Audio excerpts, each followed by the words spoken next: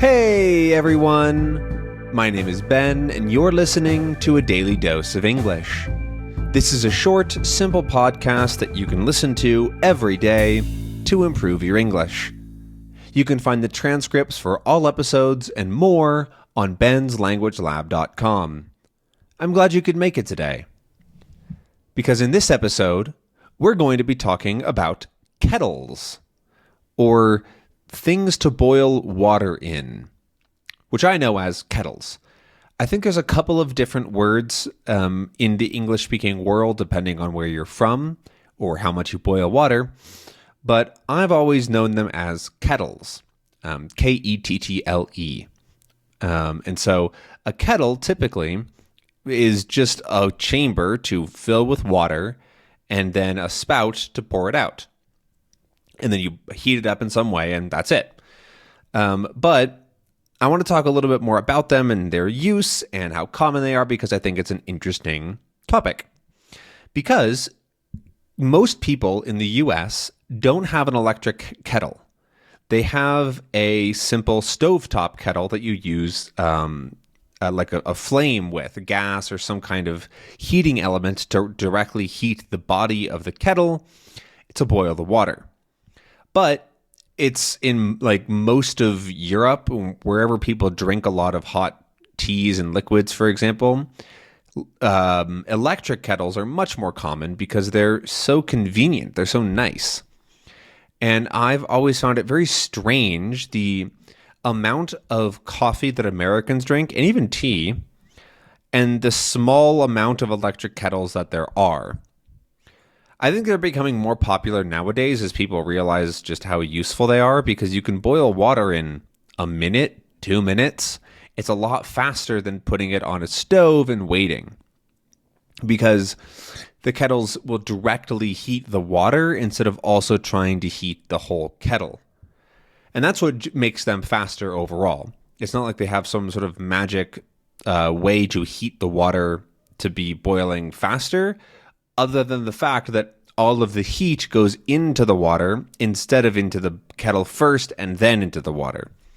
Because if you think about it, a stovetop kettle, you put it on the stove and you turn on the gas flame. That flame then has to heat the air around the kettle, which then has to heat the kettle itself, which then has to heat the water on the inside.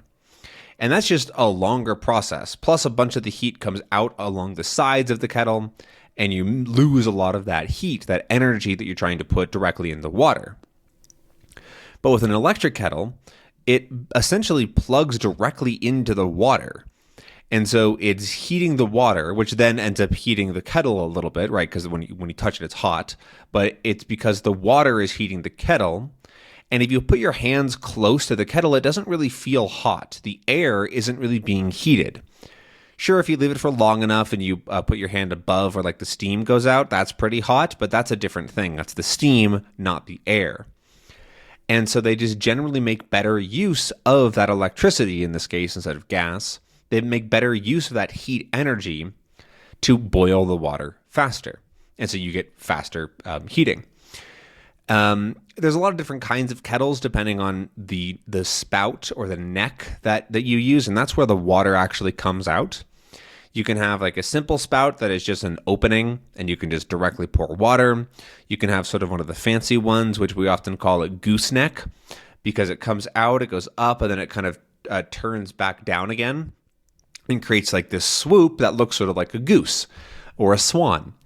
And so those are called gooseneck kettles in English. And they're some of the most useful for making coffee, because you can get a really fine stream of water going exactly where you want it to go.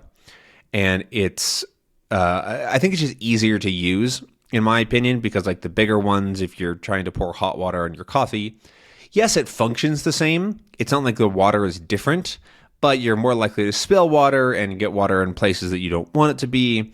And so the gooseneck kettles are just a quality of life thing. That's a good word, actually. Quality of life, if you've never heard of that before, it refers to something that makes something else better, usually a product or something that you use every day, in a way that is not strictly needed and not necessary. The product would be functional without that feature, but it's nicer. So in the case of a kettle, something like a gooseneck spout is a quality of life feature. A nice handle is quality of life. There's lots of little things that can be quality of life. For example, a kettle that can beep when it's ready, when the water's ready, or a kettle that has different temperatures is also quality of life, because sure, you could guess yourself and figure it out, but it's a lot nicer for it just to be automatic and easy. The kettle that I have and use every single day all the time is a pretty simple gooseneck kettle like that, and it's got some buttons to choose what temperature it goes to. It's not that fancy. Honestly, it only holds like 500 milliliters of water, maybe a little more, and it just plugs into the wall and that's it. But it's been super handy ever since I bought it. I've been using it every single day, possibly several times a day, and I almost can't imagine living without it, because I make coffee every morning and I like to be able to have hot drinks if I want a tea or whatever. It's also just handy if you need hot water quickly. And I don't know, that's just something that's so indispensable is a good word for me. Indispensable is something that you can't go without. It typically refers to something that is technically dispensable, like you can live without it, but you would really prefer not to.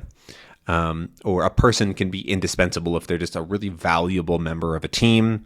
They always bring a lot to the table. That's a good metaphor. I know I'm going off on weird tangents in terms of vocabulary, but bringing a lot to the table is almost always for a person who is very valuable to a team because of their skills or abilities or knowledge or whatever. And so we use the metaphor that they bring a lot to the table in terms of stuff that they just have to offer as a person. And so you want to be an indispensable member of a team who brings a lot to the table. That's a good goal, I think, for a lot of people on smaller teams. But anyways, back to kettles. But the most common type of kettle, like I said, is that sort of more boring metal kettle that you fill with water and you put on the stovetop, in the US at least, rather. It's more common there. And a lot of people, that is their kettle. They work the same, basically, but like I said, they're just a little bit more fiddly and annoying. I know the one that I grew up with was also hard to open, the top, and so we would actually just fill it through the spout a lot of the times. It was just easier that way. But again, that just adds more a difficulty to using your day-to-day stuff. And I don't, like, my parents used that for years, again, making tea every single morning. I don't really know exactly how they didn't decide to get something a little bit nicer, because that thing, although I guess that thing did last for probably a decade, 2 decades maybe, it's probably still functional because it's just a piece of metal that heats up water, right? It's not that complicated. But yeah, the other ways to use kettles besides making tea and coffee are doing things like instant noodles, which I talked about in a past episode. You can also, if you need to clean something, it's really nice to have hot water instantly. For example, if you need to clean like a stain off of a sink or a shower or whatever, sometimes hot water can really help with that. Or if you're trying to boil a pot of water, just putting a whole bunch of boiling water in that water will also help heat up the entire pot of water. And so if you need to boil things faster, then you can. Although boiling water is actually something that I also didn't think about a ton until I moved to a city that is very high up, right? I live at about 2,500 meters, which is about 7,500 feet, I think. Something like that. I don't know the exact numbers. But water boils at a lower temperature here, actually like 90 degrees Celsius or 190 Fahrenheit? I actually don't know. I know Celsius, but I don't know. But the water boils at literally cooler temperatures. And so when I put my kettle on to the 200 degrees, it's in Fahrenheit. I set it to 200 degree, which is good for coffee. And it boils there. It just boils, which is not the same if you live at sea level. And so it's just a bit of a weird quirk of living high up. That water boils differently. For that same reason, rice cookers don't work here unless they're vacuum sealed, because rice cookers work on the temperature of water to boil, but since they're basic systems, they assume that that temperature is 100 degrees. And so when it's colder than that, it messes things up. But anyways, I think I've rambled enough about random kitchen utensils and objects and things, and a little bit about kettles. So I hope that you found this episode useful. You maybe learned a word or two. And let me know down in the comments, do you use a kettle? What kind of kettle is popular in your country? I'd love to hear, and I appreciate you being here. Make sure you subscribe for more, and I'll see you tomorrow for another episode. Bye-bye.